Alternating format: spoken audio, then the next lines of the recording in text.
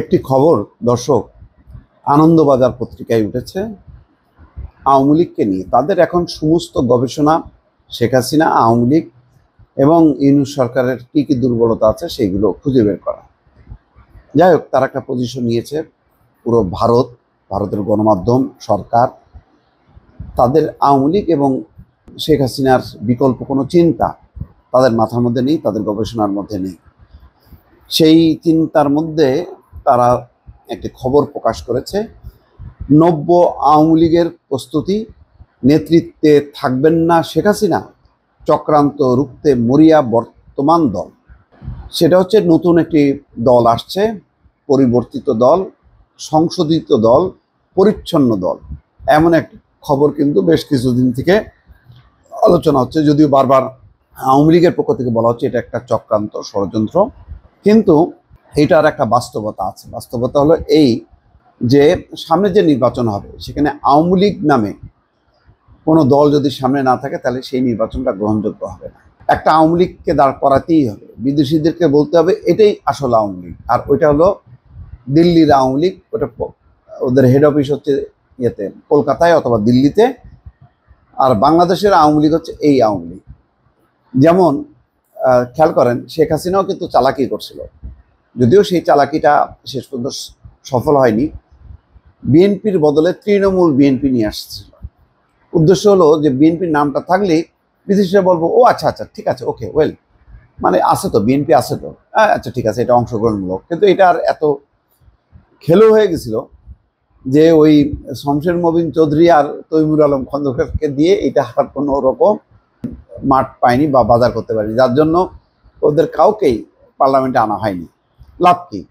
যেই মানে হাস্যকর হবে এবং বারবার বলবে যে ও আচ্ছা তোমরা এই বিএনপি নিয়ে তোমরা আসল বিএনপিকে আড়াল করতে চাইছিলা, এই তোমাদের ক্ষমতা। সুতরাং শেখ হাসিনা বিরক্ত হয়ে তৃণমূল বিএনপি থেকে তার সমর্থন তুলে নেয়।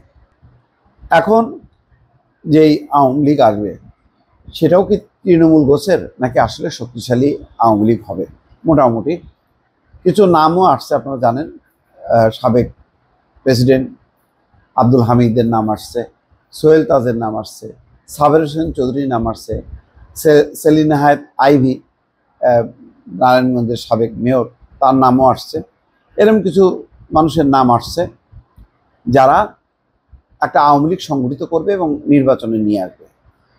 সেই কারণেই কিন্তু আওয়ামী লীগের ভেতরে এখন আতঙ্ক যে কোন আওয়ামী লীগ আসে এবং কোথা থেকে উদিত হয়, এবং সেটা নিয়েই এই রিপোর্ট।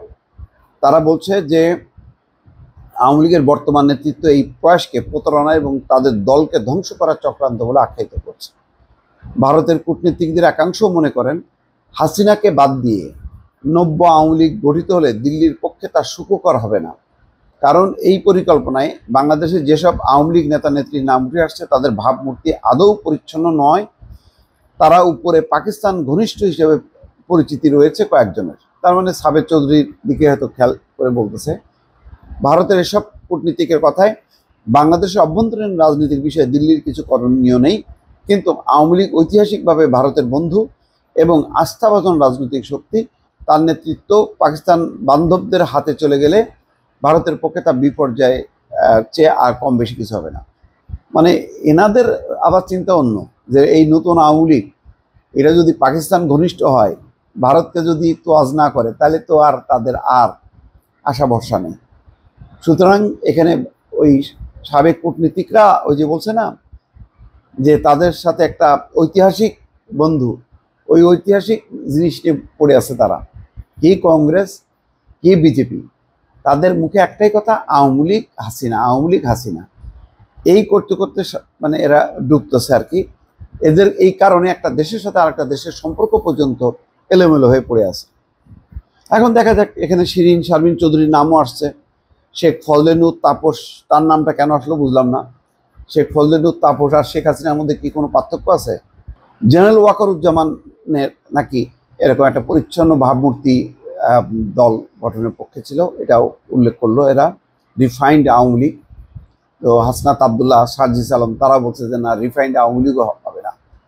কিন্তু আন্তর্জাতিক বাস্তবতা হলো এই যে একটা আওয়ামী লীগ লাগবে। এখন সত্যিকার অর্থে আওয়ামী লীগ যদি নিজেই সংশোধিত হয়ে তারা যদি একটা অংশকে নির্বাচন করতে পাঠায়, এটা তাদের দল হিসেবে টিকে থাকার একটা অবলম্বন হবে, এবং সেটা হবে কিনা এটা এখনো দর্শক বোঝা যাচ্ছে না। কেননা আওয়ামী লীগের যে কোনো ফরম্যাটে মানে বাংলাদেশের সংগঠিত হওয়া, এটা অন্তত ওই ছাত্রদের যে নতুন দল তারা মানবে না, বিএনপিরও অনেকেই মানবে না, জামাতও তো মানবেই না। ফলে এখন এটা 50-50 চান্স যে আওয়ামী লীগ আসলে বাস্তবে আসবে কি আসবে না। ভালো থাকবেন, আল্লাহ হাফেজ।